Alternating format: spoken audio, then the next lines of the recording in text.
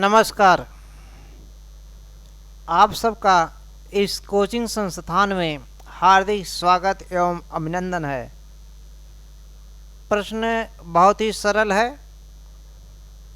अगला क्वेश्चन मैं question number 26 से उठाया हूँ, 26 से। राष्ट्रीय आपदा प्रबंधन प्राधिकरण का अध्यक्ष कौन होता है? ये राष्ट्रीय आपदा प्रबंधन का अध्यक्ष कौन होता है? प्रधानमंत्री। राष्ट्रीय आपदा जो मंत्री हैं, मंत्र लिख दिया, मंत्री हैं, वित्त मंत्री हैं, इनमें से सभी। तो राष्ट्रीय आपदा प्रबंधन प्राधिकरण का अध्यक्ष कौन होता है? फटाफट बताएं, आंसर करें, कमेंट करें जल्दी से। इसका ऑप्शन क्या होगा? ए ऑप्शन होगा। A is the right answer. A is the right answer. निम्न में से कौन सा कथन गलत है? निम्न में से कौन सा कथन गलत है? भारत का परिसीमन आयोग, भारत का परिसीमन आयोग क्या कहता है? एक सांविधिक निकाय है। परिसीमन आयोग के सदस्यों में कानून की शक्ति है। इनमें से किसी भी न्यायालय में, इसे किसी भी न्यायालय में चुनौती नहीं दिया जा सकता है। इसकी स्थापना संविधान के द्वारा किया गया है। तो किसकी स्थापना कह रहे हैं? ये जो परिसीमन आयोग है, यह एक सांविधिक निकाय है। एकदम बात सही है, सांविधिक निकाय है, ये भी बात सही लिखा गया है, इसलिए ये उत्तर नहीं होगा। इसके आयोग, जो परिसीमन आयोग है, इसके आदेशों में कानून की शक्ति है, ये भी बात सही लिखा गया है। इसमें सही होने के कारण ये दोनों उत्तर नहीं लिखा जाएगा। इसे किसी भी न्यायालय में चुनौती नहीं दिया जा सकता, ये भी बात सही लिखा गया है। इसमें लिखा है इसकी स्थापना संविधान के द्वारा किया गया है, ये गलत है। जो परिसीमन आयोग होता है, इसकी स्थापना कई बार किया गया है। क्योंकि जब चुनाव आते हैं, चुनाव के कुछ समय पहले जो है परिसीमन आयोग का गठन करके जो है बार बार समय पर किया जाता, एक्ट के द्वारा किया जाता, संसद करती है, संसद एक्ट के द्वारा करती है। इसलिए ये जो संविधान लिख दिया गया है, यही संविधान गलत लिखा गया है। एक्ट होता तो माना जाता, इसलिए हमको क्या है, ये गलत लिखा है, इसलिए हमको उत्तर क्या लिखना होगा? इसलिए डी लिखना होगा। क्लियर हो गया? अगले प्रश्न की ओर चलता हूँ। प्रश्न नंबर देखिए, क्या कहता है? केंद्रीय सतर्कता आयोग CVC के संदर्भ में कौन सा कथन गलत है? यह केंद्र सरकार में भ्रष्टाचार रोकने वाली मुख्य एजेंसी है। इसकी स्थापना 1964 में केंद्र सरकार के एक कार्यकारी संकल्प द्वारा किया गया था। इसे 2003 में एक अधिनियम द्वारा सांविधिक दर्जा दिया गया। इसके सदस्यों का कार्यकाल 5 वर्ष या 65 वर्ष जो भी पहले होता है। तो इसमें कौन सा कथन गलत लिखा है? ध्यान देना, सही पूछा जा रहा कि गलत। सबसे पहले उसको इंगित कर दो, प्रश्न को सबसे पहले उससे इंगित कर दो कि सही पूछा गया कि गलत। अब ध्यान देना है क्या सही है और क्या गलत। सही वाले को छांट लीजिए, गलत वाला स्वयं आ जाएगा, या गलत मिल जाए तुरंत तो क्लियर है। देखिए गलत हमें तुरंत मिल गया है। इसके सदस्यों की कार्यकाल 5 वर्ष या 65 वर्ष, यही इसी में गलती है। 5 के स्थान पर क्या हो जाना चाहिए? होना चाहिए 4 वर्ष। कितना हो जाना चाहिए? 4 वर्ष या 65 वर्ष, जो भी पहले वो होगा। बाकी सब सही लिखा है, इसलिए हमारा उत्तर क्या होगा? D is the right answer होगा। चूँकि ये एकदम सही लिखा गया है, केंद्र सरकार में भ्रष्टाचार रोकने की ये मुख्य एजेंसी, ये बात सही लिखा गया, इसलिए उत्तर नहीं होगा। इसकी स्थापना 1964 में केंद्र सरकार के एक कार्यकारी संकल्प द्वारा किया गया, ये भी बात सही लिखा गया, इसलिए उत्तर ये भी नहीं होगा। इसे 2003 में एक अधिनियम द्वारा सांविधिक दर्जा प्रदान किया गया, ये भी बात सही है, 2003 में सांविधिक दर्जा दिया गया, इसलिए तीनों बात सही है। डी सही नहीं है, इसलिए 5 के स्थान क्या होगा? 4 होगा, इसलिए हम उत्तर डी पर टिक मारेंगे। अगला प्रश्न देखिए क्या कहता है। अगला प्रश्न लिखा है संथानम समिति ने 1962 से 64 में किसकी स्थापना के लिए सिफारिश किया था? किसकी स्थापना के लिए सिफारिश किया था? केंद्रीय सतर्कता आयोग CVC, केंद्रीय सूचना आयोग और CBI, इनमें से कोई नहीं या सभी? तो फटाफट बताएं। तो जो आपका आंसर होगा कौन सा होगा? 29 का क्वेश्चन क्या होगा? 29 का 29 का ए होगा, A is the right answer. देखिए ये जो केंद्रीय सतर्कता आयोग है, ये जो केंद्र सरकार में भ्रष्टाचार रोकने की मुख्य एजेंसी है, इसकी स्थापना 1962 से 64 के दौरान के संथानम थे, के संथानम के नाम पर संथानम समिति बना। इस संथानम समिति ने जो है की स्थापना किया गया। इस संथानम समिति ने सिफारिश किया कि केंद्रीय सतर्कता आयोग की क्या किया जाए, इसकी स्थापना किया जाए, गठन किया जाए, इसलिए ये अवसर होगा। अगला क्वेश्चन क्या कहता है, अगला देखिए क्या कहता है, लिखा निम्न में से कौन सा कथन गलत है। फिर आ गया वही चीज़, गलत पूछा जा रहा है। इलेक्ट्रॉनिक वोटिंग मशीन, इस समय चुनाव चल रहा है, वोटिंग का सीजन है, समझ लीजिए वोटिंग का है। तो इलेक्ट्रॉनिक वोटिंग मशीन ईवीएम की सर्वप्रथम संकल्पना 1977 में भारत निर्वाचन आयोग द्वारा किया गया था। अब आपको देखना है कि 1977 सही है कि गलत, और भारत सरकार ने लाया कि नहीं लाया। तो ईवीएम जो है इसकी सर्वप्रथम सबसे पहले जो संकल्पना है 1977 में भारत सरकार द्वारा लाया गया था, ये बात एकदम सही लिखा गया है, इसलिए ये आंसर होगा नहीं। ईवीएम मशीन का पहली बार प्रयोग 1982 में केरल के आम चुनाव में किया गया था। अब इसको आपको जानना ये बात सही कि गलत है। 1982 के केरल के आम चुनाव हुआ था, ठीक। वीवीपैट का पूर्ण रूप वेरिफिकेशन पेपरलेस ऑडिट ट्रेल, यानी कि वोटर है, वाटर लिखा वोटर है,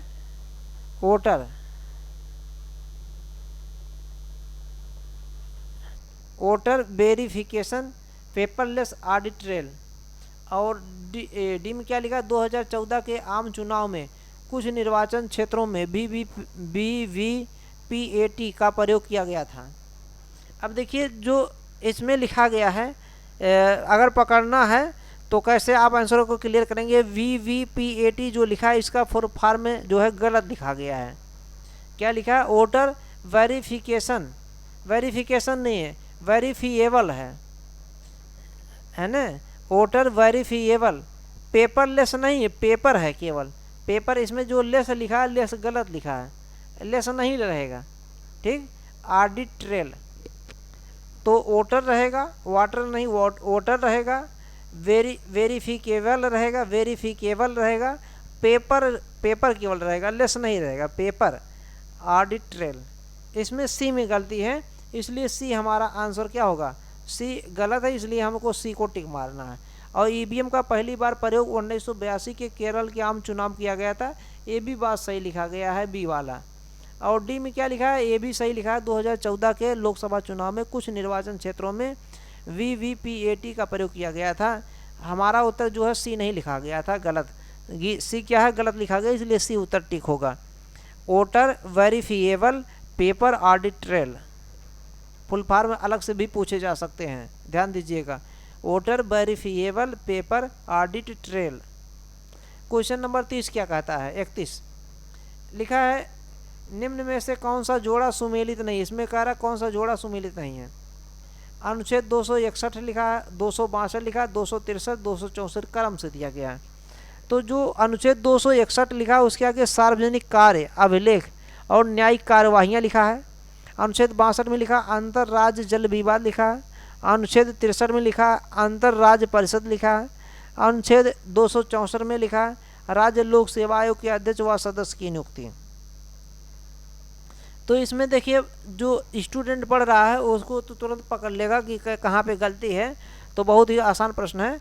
तो देखिए उन जो 261 है, 261 आर्टिकल में लिखा गया है वो सार्वजनिक कार्य और जो है न्यायिक कार्यवाहियाँ, ये बात एकदम सही लिखा गया है। 262 जो लिखा गया है 262 आर्टिकल में अंतर राज्य जल विवाद, ये भी सही लिखा गया, अंतर राज्य जल विवाद का उल्लेख 262 में है। और 263 में अंतर राज्य परिषद का उल्लेख, ये भी बात सही लिखा गया है। अब देखिए जो राज्य लोक सेवा आयोग है ये जो है आगे मिलेगा 315 में मिलता है ना, 312 में 312 315 यहाँ पे 300 के इर्द गिर्द में जाके मिलेगा ना, 312 315 में वहाँ पे जाके मिलता है। तो 264 में है ही नहीं है, तो इसलिए 264 एकदम गलत लिखा गया है। डी जो है इसका गलत लिखा गया है, इसलिए हमको डी जो है डी आंसर टिक करना है। ठीक है, ओके। अगला प्रश्न देखिए क्या कहता है। प्रश्न ने लिखा निम्न में से कौन सा कथन क्या है गलत है। फिर पूछा गया कौन सा कथन गलत है। अब इस प्रकार के थोड़ा प्रश्न ज़्यादा बन रहे हैं तो इसलिए बना दे रहे हैं कि चारों ऑप्शन आपको सही आना चाहिए। अगर चारों में से कोई दो आपको आ रहा, दो नहीं आ रहा, तो आप 50-50 पे रिस्क उठा सकते हैं, और रिस्क उठाने पर सही भी हो सकता है, गलत भी हो सकता है। अब सही किसका ज़्यादा होगा? जो बढ़िया से अध्ययन किया है, जो बढ़िया से पढ़ा, उसका सही ज़्यादा होना। लिखा है कि किसी भी राज्य विधानमंडल के लिए अधिकतम सदस्य संख्या 500 होगी, किसी भी राज्य विधानमंडल के न्यूनतम सदस्य संख्या 60 होगी। अरुणाचल प्रदेश, सिक्किम, गोवा के राज्य विधानमंडल में न्यूनतम सदस्य संख्या 30 है। नागालैंड में राज्य विधानमंडल में की सीट की संख्या 32 है। अब देखिए इसमें जो है कौन सा गलत है मुझे नहीं मालूम, लेकिन कौन सा सही वो मुझे मालूम है। किसी भी राज्य विधानमंडल के लिए अधिकतम संख्या सदस्य कितना होता है? 500 होता है, ये बात मुझे मालूम है, एकदम सही लिखा गया है। और किसी भी राज्य विधानमंडल में न्यूनतम सदस्य संख्या 60 होगा, यानी कि कहने का मतलब 60 से कम नहीं होगा, और अधिकतम कितना होगा? 500 से ज़्यादा नहीं होगा। ये दोनों बात एकदम सही लिखा है। अधिकतम 500 है और न्यूनतम कितना है? 60 से। और अरुणाचल प्रदेश, गोवा तथा सिक्किम में के राज्य विधानमंडल में न्यूनतम सदस्य संख्या कितना? 30। ये अपवाद है ना। और नागालैंड जो है, जिसकी राजकीय जो भाषा है, उसकी ऑफिशियल जो लैंग्वेज है वो इंग्लिश है ना। नागालैंड में राज्य विधानमंडल की सीट की संख्या 32। ये 32 शब्द गलत लिखा गया है। 32 के स्थान पर मुझे लगता है 68 है, तो थोड़ा सा ज़्यादा है, 68 या 48 ऐसे कुछ है, मुझे नहीं, एक बार देख लीजिएगा, ध्यान नहीं क्लियर आ रहा है। तो नागालैंड में राज्य विधानमंडल के जो सीट है 32 से एकदम गलत लिखा गया है, तो इसलिए हमारा आंसर गलत है। जो वही टिक मारना, ये गलत है, इसलिए टी हमको क्या मारना है? इसी डी को ही टिक मारना है। अगला प्रश्न क्या है? निम्न में से सबसे बड़ी समिति कौन सी है? सबसे बड़ी समिति पूछा जा रहा है। तो लोक लेखा समिति है, पराकलन समिति, सरकारी उपक्रमों की समिति, विभागीय अस्थायी समिति। तो जो सबसे बड़ी समिति अगर देखेंगे तो लोक लेखा समिति जो है सबसे बड़ी समिति है, इसलिए जो है हमारा आंसर क्या हो जाएगा? ए। इसमें केवल लोकसभा से ही, लोक लेखा समिति में केवल जो है लोकसभा से ही लोग सदस्य बनते हैं, और इनके सदस्यों की संख्या कितनी होती है? 30 होती है, 30। केवल लोकसभा से, ओनली केवल लोकसभा से ही जो है ये सीट रहते हैं, और सबसे बड़ी ये समिति होती है। लेकिन अगर पूछा जाए सबसे महत्वपूर्ण समिति, तो पराकलन समिति जो होती है ये सबसे महत्वपूर्ण होती है। जब महत्वपूर्ण पूछा जाएगा तो पराकलन हो जाएगा, और सबसे बड़ी पूछा जाएगा तो लोक लेखा समिति हो जाएगा। अगला प्रश्न है, ई सरकार विकास सूचकांक निम्न में से कौन जारी करता है? ई सरकार विकास सूचकांक है, ये कौन जारी करता है? तो वर्ल्ड जस्टिस प्रोजेक्ट, संयुक्त राष्ट्र आर्थिक एवं सामाजिक कार्य विभाग, विश्व आर्थिक मंच, एमनेस्टी इंटरनेशनल। तो देखिए जो एमनेस्टी इंटरनेशनल, ये भी कई बार पूछा गया, 2014 में भी पूछा गया, और भी कई बार पूछा गया है यूपीएससी के, या आईएएस या पीसीएस या किसी भी स्टेट में भी कई बार पूछा गया। एमनेस्टी जो है अंतर्राष्ट्रीय स्तर पर जो मानवाधिकार, मानव के अधिकारों का संरक्षक है, मानव के अधिकारों को देखरेख करता है अंतर्राष्ट्रीय स्तर पर। तो ये उत्तर होने का सवाल नहीं। ई सरकार जो है विकास सूचकांक जो है ये संयुक्त राष्ट्र आर्थिक एवं विकास कार्य विभाग देखता है। बी आंसर क्या होगा? इसका सही होगा, B is the right answer होगा। यहाँ तक क्लियर हो गया। अब क्वेश्चन नंबर मैं चलता हूँ 32 पर, बहुत इंपॉर्टेंट प्रश्न है। क्वेश्चन नंबर 32 क्या कहता है? राजभाषा की बात है। ये राजभाषा की अगर बात देखेंगे तो पार्ट जो है हमारा संविधान का और कॉन्स्टिट्यूशन, संविधान का पार्ट जो 17 है, अर्थात भाग 17 में जो है इस राजभाषा को उल्लेख किया गया है। राजभाषा को उल्लेख इसमें किया गया भाग 17 में। तो इससे संदर्भ में 8वीं अनुसूची की बात करें, अगर अनुसूची की बात करें तो 8वीं अनुसूची में भी राजभाषा का भी जिक्र किया गया है। ऐसे भाषा कर देकर देखेंगे राजभाषा तो पार्ट 17 में मिलेगा, अनुसूची में 8वीं अनुसूची में मिलेगा। शुरुआत में हमारे पास कुल कितनी भाषाएं थी? 14 भाषाएं थी, बाद में 22 भाषाएं हो गई। इसका मतलब कुछ जोड़ा गया। तो 8वीं अनुसूची में किस भाषा का उल्लेख नहीं है, 21वां संविधान संशोधन अधिनियम, 42वां संविधान संशोधन अधिनियम, 71वां संविधान संशोधन अधिनियम और 92वां संविधान संशोधन अधिनियम। तो किस संविधान संशोधन और फिर हुआ है? 21वां 1967 में हुआ, 42वां 1976 में हुआ। ये 42वां जो 1976 बहुत ही महत्वपूर्ण है, इसे मिनी संविधान भी कहते हैं 42वें को, है ना। 71वां 1992 में हुआ और 92वां 2003 में हुआ। तो इसमें 8वीं अनुसूची में देखिए सब जोड़े गए हैं, केवल जो 42वां अनुसूची है, ये 42वां अनुसूची में कोई भाषा नहीं जोड़ा गया है, भाषा का कोई जिक्र नहीं है, कोई भाषा नहीं जोड़ा गया है।